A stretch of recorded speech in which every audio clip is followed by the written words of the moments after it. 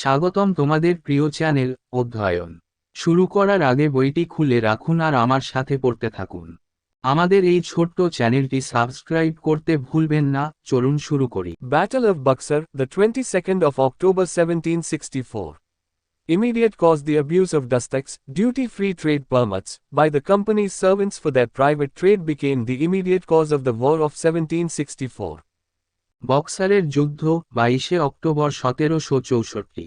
তাৎক্ষণিক কারণ: কোম্পানির চাকরদের দ্বারা তাদের ব্যক্তিগত বাণিজ্যের জন্য দস্তক, শুল্কমুক্ত বাণিজ্য অনুমতি এর অপব্যবহার 1764 সালের যুদ্ধের তাৎক্ষণিক কারণ হয়ে ওঠে।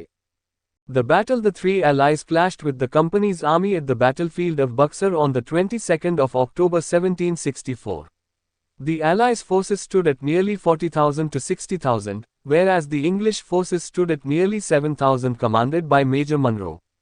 It was a closely contested battle with heavy casualties on both sides and ended in the victory of the superior military power, the British. যুদ্ধ 1764 সালের 22শে অক্টোবর বক্সারের যুদ্ধক্ষেত্রে কোম্পানির সেনাবাহিনীর সাথে তিনটি মিত্রের সংঘর্ষ হয়। মিত্রবাহিনীর বাহিনী প্রায় 40,000 থেকে 60,000 ছিল, যেখানে মেজর মুনরোর নেতৃত্বে ইংরেজ বাহিনী প্রায় 7,000 ছিল। এটি একটি ঘনিষ্ঠ প্রতিদ্বন্দ্বিতাপূর্ণ যুদ্ধ ছিল। উভয় পক্ষের ব্যাপক ক্ষয়ক্ষতি এবং উচ্চতর সামরিক শক্তি ব্রিটিশদের বিজয়ে শেষ হয়েছিল। This was one of the most decisive battles in Indian history. It firmly established the British as masters of Bengal, Bihar and Orissa. Awadh was placed at Chair Marshiwai. এটি ছিল ভারতীয় ইতিহাসের অন্যতম নির্ণায়ক লড়াই। এটি দৃঢ়ভাবে ব্রিটিশদের বাংলা, বিহার ও উড়িষ্যার প্রভু হিসেবে প্রতিষ্ঠিত করে। আওধকে তাদের করুণায় রাখা হয়েছিল। Consequences of Battle of Buxar. Buxar sealed the fate of the Bengal Nawabs and, for all practical purposes, power was transferred into the hands of the English company. বক্সারের যুদ্ধের পরিণতি: বক্সার বাংলার নবাবদের ভাগ্য সিলমোহর করে এবং সমস্ত ব্যবহারিক উদ্দেশ্যে ক্ষমতা ইংরেজ কোম্পানির হাতে হস্তান্তর করা হয়। Mir Jafar was brought back to the throne of Bengal, this time on much harsher terms. Mir Jafar agreed to hand over the districts of Midnapur, Burdwan and Chittagong to the English and permitted them duty-free trade in Bengal, with the exception of 2% duty on salt. He and his successors had to pay 5 lakh per month to the English company, allow company's intervention in matters of appointments and reduce military establishments. Mir Jafar died shortly thereafter and his minor son, Najim-ud-Dawla, was appointed as Nawab. মির্জাফরকে এবার আরও কঠোর শর্তে বাংলার সিংহাসনে ফিরিয়ে আনা হয়। মির্জাফর মেদিনীপুর, বর্ধমান এবং চট্টগ্রাম জেলাগুলি ইংরেজদের হাতে তুলে দিতে সম্মত হন এবং তাদেরকে বাংলায় শুল্কমুক্ত বাণিজ্যের অনুমতি দেন, লবণের উপর 2% শুল্ক বাদ দিয়ে। তাকে এবং তার উত্তরসূরিদের ইংরেজ কোম্পানিকে প্রতি মাসে 5 লাখ টাকা দিতে হয়েছিল, নিয়োগের বিষয়ে কোম্পানির হস্তক্ষেপের অনুমতি দিতে হয়েছিল এবং সামরিক স্থাপনা হ্রাস করতে হয়েছিল। এরপরই মীর জাফর মারা যান এবং তার নাবালক পুত্র নাজিম-উদ-দৌলা নবাব নিযুক্ত হন।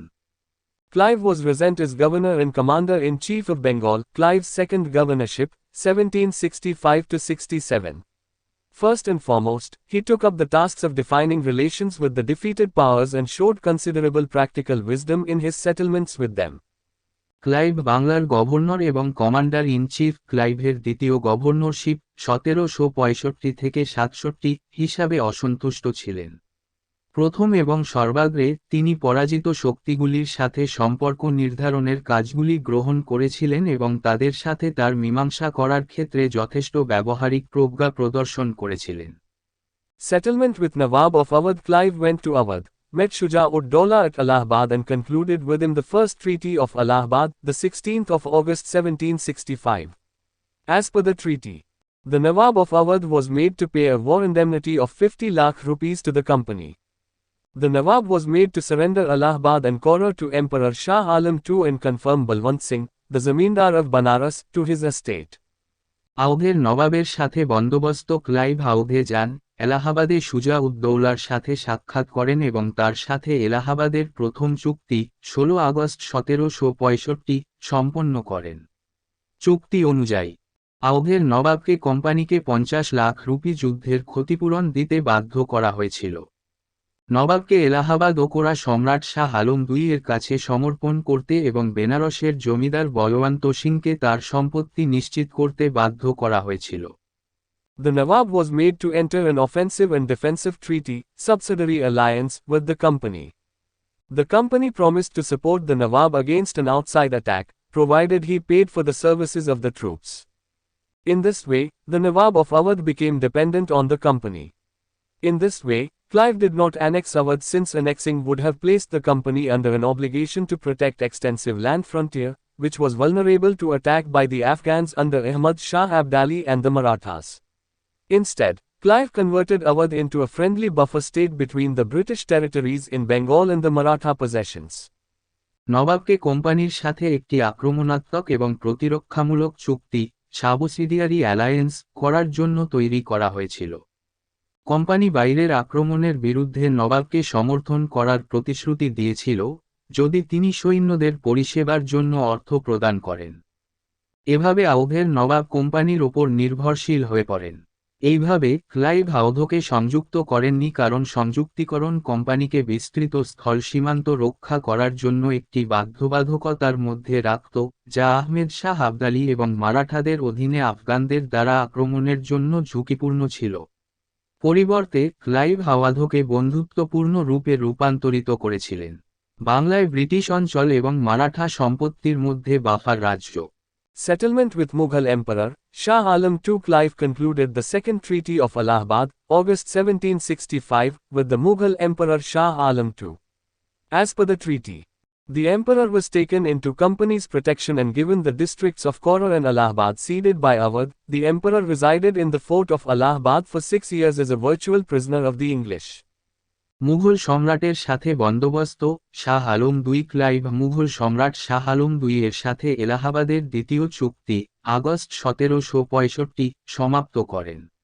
চুক্তি অনুসারে সম্রাটকে কোম্পানির সুরক্ষায় নেওয়া হয়েছিল এবং কোরা এবং এলাহাবাদ জেলাগুলিকে আওধের হাতে দেওয়া হয়েছিল। সম্রাট ইংরেজদের ভার্চুয়াল বন্দী হিসাবে 6 বছর এলাহাবাদের দুর্গে বসবাস করেছিলেন। In return, the emperor issued a farman dated the 12th of August 1765 granting to the company the Diwani, right to collect revenue, of Bengal, Bihar and Orissa in return for the company making an annual payment of 26 lakh to him and providing for the expenses of the Nizamate of Bengal, Bihar and Orissa which was fixed at 53 lakh rupees. In this way, the farman legalized the company's gain in Bengal. It established a dual system in Bengal in theory and converted the emperor into a useful rubber stamp of the company. বিনিময়ে সম্রাট 12 August 1765 তারিখে একটি ফরমান জারি করেন যাতে কোম্পানিকে বাংলা, বিহার ও উড়িষ্যার দেওয়ানি রাজস্ব সংগ্রহের অধিকার প্রদান করা হয়, যার বিনিময়ে কোম্পানি তাকে বার্ষিক 26 লাখ টাকা প্রদান করে এবং তার খরচের ব্যবস্থা করে। বাংলা, বিহার এবং উড়িষ্যার নিজান্ত যা 53 লাখ রুপি নির্ধারণ করা হয়েছিল। এভাবে ফরমান বাংলায় কোম্পানির লাভকে বৈধ করে তা তত্ত্বগতভাবে বাংলায় একটি দ্বৈত ব্যবস্থা প্রতিষ্ঠা করে এবং সম্রাটকে কোম্পানির একটি দরকারি রাবার স্ট্যাম্পে রূপান্তরিত করে। Settlement with Nawab of Bengal. After the death of Mir Jafar, Najam-ud-Dawla was allowed to succeed his father, February 1765, on the following conditions. বাংলার নবাবের সাথে মীমাংসা মীর জাফরের মৃত্যুর পর নজম-উদ-দৌলাকে নিম্নলিখিত শর্তে তার পিতার উত্তরাধিকারী হওয়ার অনুমতি দেওয়া হয়েছিল। ফেব্রুয়ারি 1765। The Nawab would surrender defense and foreign affairs, both were Nizamate functions, into the hands of the company and civil administration into the hands of a Nayab Subadar nominated by the company and not removable without their consent. Clearly, the company gained Diwani from the emperor and Nizamate functions from the Nawab of Bengal. In this way, the infamous dual system was dual only in theory, while in practice the company acquired all real power in Bengal. The Nawab lost all independent military or financial power and became a mere figurehead.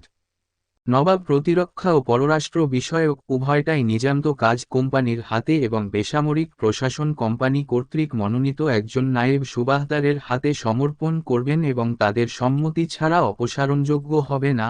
স্পষ্টতই company দেওয়ানি লাভ করেছিল বাংলার নবাবের কাছ থেকে সম্রাট ও নিজামতের কার্যাবলী। এইভাবে কুখ্যাত দ্বৈত ব্যবস্থা শুধুমাত্র তত্ত্বগতভাবে দ্বৈত ছিল, বাস্তবে কোম্পানি বাংলায় সমস্ত প্রকৃত ক্ষমতা অর্জন করেছিল। নবাব সমস্ত স্বাধীন সামরিক বা আর্থিক ক্ষমতা হারিয়েছিল এবং একটি দ্বৈত ব্যবস্থায় পরিণত হয়েছিল। নিছক ফিগারহেড Dual system of administration, double governance or dyaki, was established in Bengal in theory.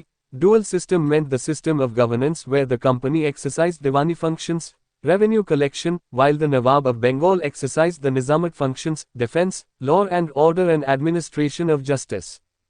However, Najam-ud-Dawla was allowed to succeed as Nawab of Bengal only on the condition that he surrendered the Nizamat functions. Hence, in reality, the dual system was only a sham as it was the company that exercised all political power and merely used the Nawab and his administration as an instrument for its purposes. Thus, in practice, the dual system referred to the system of government whereby the company acquired all real power while the responsibility for administration rested on the shoulders of the Nawab.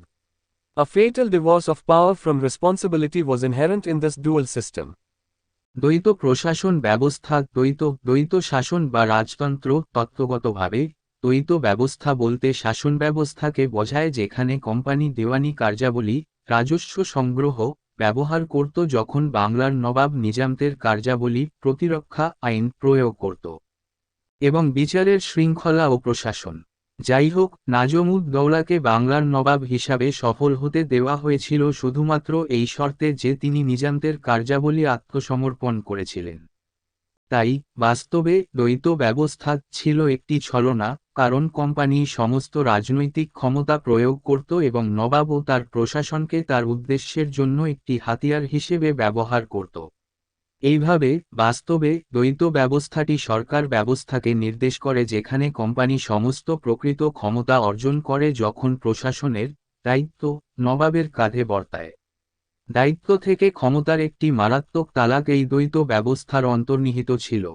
The advantage of this system was that the British had power without responsibility. This had adverse consequences for the people of Bengal, as neither the company nor the Nawab cared for their welfare. In the words of Clive himself, such a scene of anarchy, confusion, bribery, corruption and extortion was never seen or heard of in any country but Bengal. এই ব্যবস্থার সুবিধা ছিল ব্রিটিশদের দায়িত্ব ছাড়াই ক্ষমতা ছিল। এটি বাংলার জনগণের জন্য বিরূপ পরিণতি করেছিল, কারণ কোম্পানি বা নবাব কেউই তাদের কল্যাণের কথা চিন্তা করেনি। স্বয়ং ক্লাইভের ভাষায় এমন নৈরাজ্য, বিভ্রান্তি, ঘুষ, দুর্নীতি ও চাঁদাবাজির দৃশ্য বাংলা ছাড়া আর কোনো দেশে দেখা বা শোনা যায়নি। Thus, began the drain of wealth from Bengal. The company stopped sending money from England to buy Indian goods. These goods were now purchased from the revenues of Bengal and sold abroad. This drain of wealth greatly impoverished Bengal and was a major factor responsible for the terrible Bengal famine of 1770. Though the famine was caused by failure of rains, its devastating effects were accentuated by the company's policies. The company had to pay a handsome sum per year to the British government as its share of the rich prize. এভাবে বাংলা থেকে সম্পদের নিষ্কাশন শুরু হয়। Company ভারতীয় পণ্য কেনার জন্য ইংল্যান্ড থেকে টাকা পাঠানো বন্ধ করে দেয়। এসব পণ্য এখন বাংলার রাজস্ব থেকে ক্রয় করে বিদেশে বিক্রি করা হতো। সম্পদের এই ড্রেন বাংলাকে ব্যাপকভাবে দরিদ্র করেছিল এবং 1770 সালের ভয়াবহ বাংলার দুর্ভিক্ষের জন্য এটি একটি প্রধান কারণ ছিল। যদিও দুর্ভিক্ষটি বৃষ্টিপাতের ব্যর্থতার কারণে হয়েছিল, তবে এর বিধ্বংসী প্রভাবগুলি কোম্পানির নীতিগুলির দ্বারা উচ্চারিত হয়েছিল। ব্রিটিশ সরকারকে প্রতি বছর একটি সুদর্শন অর্থ প্রদান করতে হতো কোম্পানিটিকে তার সমৃদ্ধ পুরস্কারের অংশ হিসেবে। এখানেই এই ভিডিওটি শেষ করলাম। পরবর্তী ভিডিওতে আমরা বাকিটা পড়ব।